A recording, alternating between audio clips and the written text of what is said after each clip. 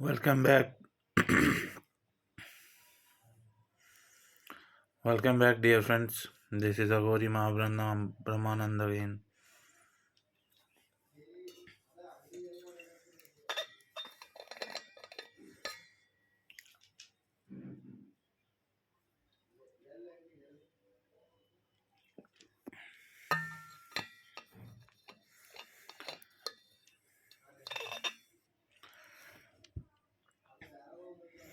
मैं ये आशा करता हूँ और कामना करता हूँ कि सारे देवी देवताएं इस मनुष्य जीवन के तत्व को समझ पाए और अपना जीवन सुधार पाए,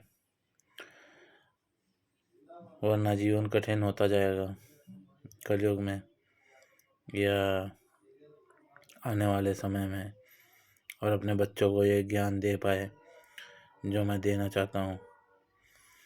देखिए, जब मैं लास्ट टाइम पे विज़िट किया था मैंने अपने जहाँ पे मेरे को एडमिट किया था मेरी माँ ने, Dharwad mental and neuro science department, health care जो भी डिमांड्स है या जो भी है, शिट प्लेस, ताकि मेरी हैबिट छूट जाए ये ड्रग्स लेने की, या ड्रग्स तो मैं लेता नहीं, अल्कोहल पीने की, तो और भांग खाने की। तो वहाँ पे मैं रिटर्न में लिख के समझा के आया हूँ। वो सेमी प्राइवेट है, एक झारखंड की मैम थी, तो मैंने उन्हें समझाया, देखिए मनुष्य में दो चीज़ें होती हैं, एक होता है शरीर जब वो पैदा होता है, और एक होता है आत्मा। इससे तो कोई निकाल नहीं सकता, इतना तो वेद ग्रंथ पुराण बच्चा भी समझ जाएगा, जीव जंतु कोई भी पशु पक्षी जो भी हो।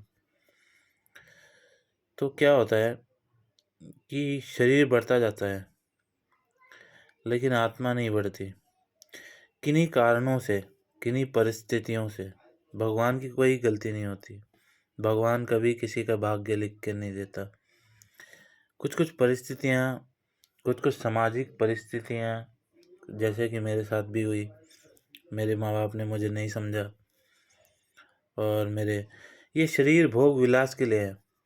सबसे पहली चीज़ मैंने अभी गंगा के बारे में बताया, वीर्य के बारे में बताया, शिव जी के, और उनके मूत्र के बारे में बताया, मूत्र के बारे में बताया। तो आप प्रीवियस वीडियो में जाके देख सकते हैं कि उनका वीर्य कैसे बना।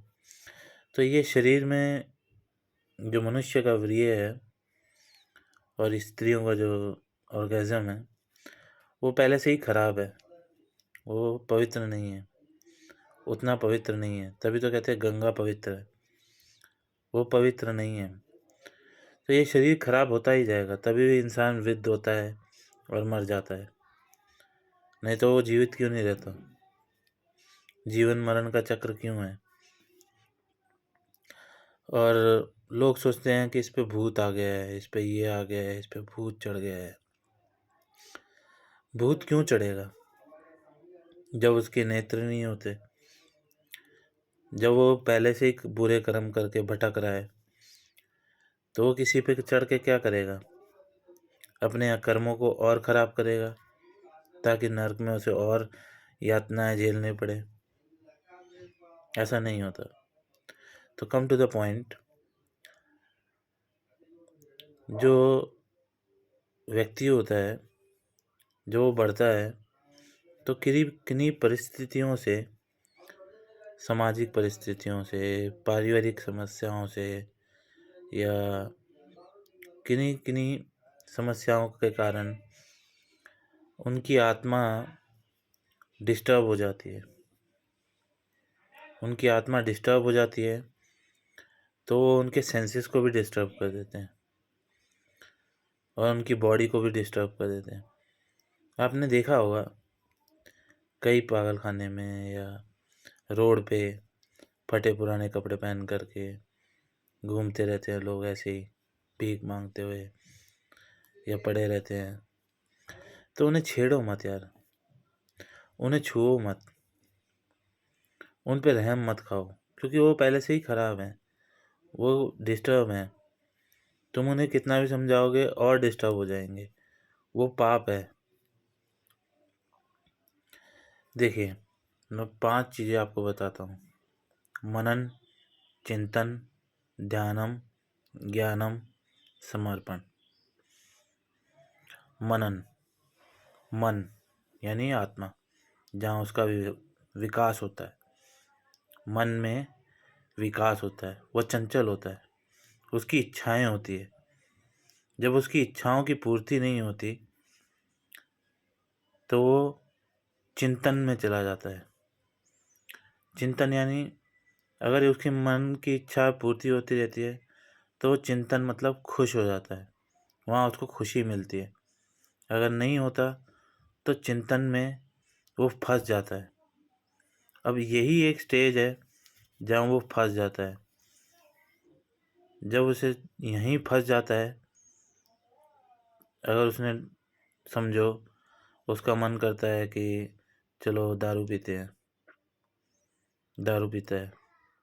अब सामाजिक में लड़ाई हो गई, वो लड़ाई कर लेता है, या थोड़ी देर की कुछ मस्ती करता है, या कोई भी ऐसी क्रिया करता है, समाज उसे बुरा कह देता है, तो वो चिंतन में चला जाता है दूसरे स्टेज में।